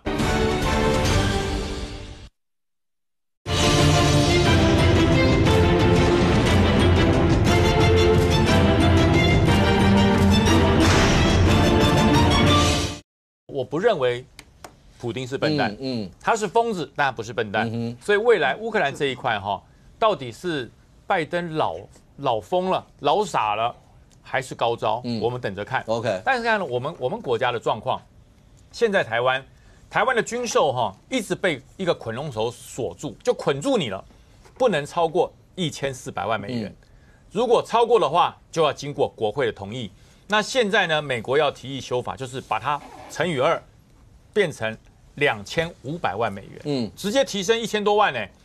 它的等级跟谁一样？我告诉你，等级跟日本、跟澳洲、跟韩国、跟以色列、跟纽西兰，就是北约 Plus，跟北约的等级一样。那大家说2500万美元能干什么？我告诉你能干什么哈？2500万美元，它是没有办法买 F-16的，因为 F-16V 那66架就80亿美元呐，也不能买海马斯火箭弹，海马斯火箭弹那一套就8亿美元。那说那有什么用？哎，当然有用啦。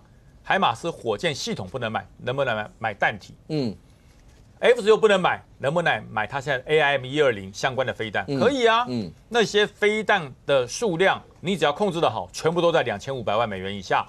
它对于你未来的整体的战耗补充、战斗持续力有非常非常快速而且有效的支援。OK， 所以我才讲。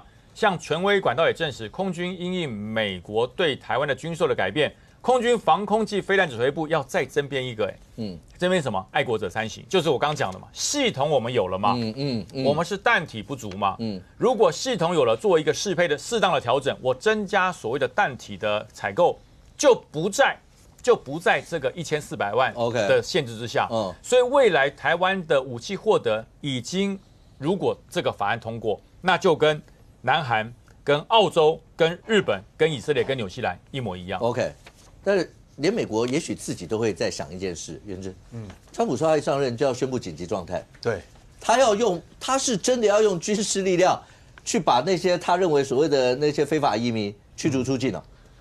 有一个美国保守派人士叫费顿啊，他在那个社群平台上促使上面讲说，川普在上任之后就要全国进入紧急状态。什么叫全国进入紧急状态呢？紧急状态就是总统一个特殊的权利啦。他只要颁布这个命令之后呢，他就可以调度一些就是国会本来拨给其他用途的一些钱，他可以拿来自己来用。然后另外就是他可以调动军队。那这个事情其实还蛮严重的。那结果这个费顿讲完之后呢，川普居然去回了，他说对，这是真的啊，我就是要干这个事啊，我要干嘛呢？我就是要动用军方的力量去大规模的驱逐非法移民。那川普第一波是要驱逐谁呢？他已经锁定了，他要驱逐中国的移民，特别是已经到达役男年纪的这群人。那为什么呢？因为这群中国的这个到达役男年纪这群人，在美国现在越来越多啊。所以过去几个月已经累计3万多人了。川普就讲说，你们以为这群人他们跑来我们美国是因为讨厌中国来我们美国效忠了吗？不是啦，他们很可能是来颠覆美国的啦。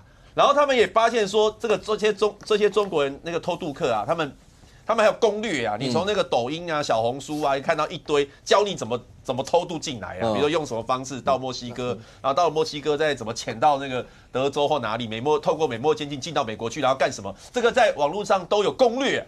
所以美国人就认为说，这一定是计划性的，要大规模的让中国人来颠覆我们美国。所以川普对于这个事情就非常的谨慎，所以他已经讲了，第一批就是要以这个遣返美国，这个非法移民就是以中国役龄男优先，不然呢要让他们来弄军队嘛。然后这个另外一个就是跟川普同党一个共和党的德州州长啊，他现在也讲，他要在那个德州。就设一个非常大型的军营，也是一样，就是因为国民兵不够用啦，可能也希望说要军队来协助，就是也要设下很坚定的这个边防呢，就防止这些偷渡客。而且这个州长还特别讲了一件事情他讲说他要开始下令逮捕跟中国猎狐计划有关的相关人士。什么叫猎狐计划？就是中国要在境外，美国呢要抓一些异议分子。那这些人呢？这个德州州长说：“我已经锁定你们了，包括这些猎狐计划的行动者，还有一些骇客，我已经锁定你了，要来抓你们了。”那其实他的主要用意是什么呢？他要让这些人知道要被抓，所以赶快离开美国。所以现在不管是川普或者是他们州长、共和党这些人呢，都已经开始要对中国要针对性的要把他们驱逐出境所以包括中国都很紧张。那不只是中国很紧张，连拉丁人也都很紧张。OK， 明凤，最后1分钟，可不可以告诉我，马斯克跟川普会好多久？可能不久吧。他们俩现在这么好，可以用如胶似漆来形容了吧？16号的时候一起去看那个 UFC 的终极格斗冠军赛了。那不祥的预兆就出现在今天早上，他去见证这个 SpaceX 新建第6次的试飞的这个计划，可是失败，火箭回收失败了。他本来要看那个筷子夹的那个。对，就是这个这还爆炸了，然后就是它就是这个注收器没有收回来，然后爆炸就掉在印度洋里面了。那个可能是一个预兆吧，预兆，因为内部的冲突已经开始了，因为马斯克跟这个所谓的川普的这个高级顾问已经在这个川普的海湖庄园大杀一顿了，他们两个就吵架就是为了人事权。那马斯克最不满就是川普用了那个法务部长，然后那个法务部长现在这个很多共和党也很震惊啊，可是川普就硬是要用他，然后这个高级顾问也是支持用那个人，也是那个人也是这个顾问推荐的，然后再来就是他们还有的人选的争议就是。财政部长跟商务部长，他通通跟这个人的意见不一样。这个人叫艾普斯丁，他就前面有一个 Boris 什么艾普斯丁之类的。然后呢，双方就吵大闹的，然后在场人就觉得说这是一个大爆发的讨论。那所以说这个东西呢，那你后来发现。川普用的人好像听这个人的比较多，所以马斯克就有点这个所谓的这个好像被边缘化的感觉。但是问题是，马斯克跟川普有存在了几个，就他不只是这种权力的分配的问题，他们有存在几个理念上面的不同。譬如说，你两个人个性都是一样，川普是这样大辣，对，然后马斯克也是大辣的，然后气候变迁的问题更大。马斯克主张是要参加这个气候变迁的，川普是觉得不要的，他已经说要退出了。对，他就说要退出了，然后再就是能源转型的问题，意见也不同，对中的问题也不同调。你可以看到，川普把马斯克是调到这个所谓政府的整顿的效率部门，有关于对外的。问题呢，通通不让马斯克插手，所以这个未来，可是马斯克的生意通通是在中国啊，这个会不会是过去未来就有2个人的冲突，还有政府效率的受到部门的牵制啊，还有这个科技巨擘的利益冲突等等，这些都是6大潜在他们的裂痕。所以呢，我们就除了看川普上任之后对世界是如何开战，如何抓那些游民，我就不相信他抓的如何。中国会回收吗？当然不可能啊。然后呢，再来就看他马斯克何时分裂，这个也是一个川普上任之后我们等着看的戏。OK， 未来川普上任，世界到底会变成什么样？大家都在关心。对国内来讲的话，当然非常重要。刚才一开始所提到的劳动部这所有的一些案子，那接下来这几天会有什么发展？我们大家拭目以待。非常谢谢现场所有来宾，也非常谢谢观众朋友收看《新闻面对面》，我们明天见，拜拜。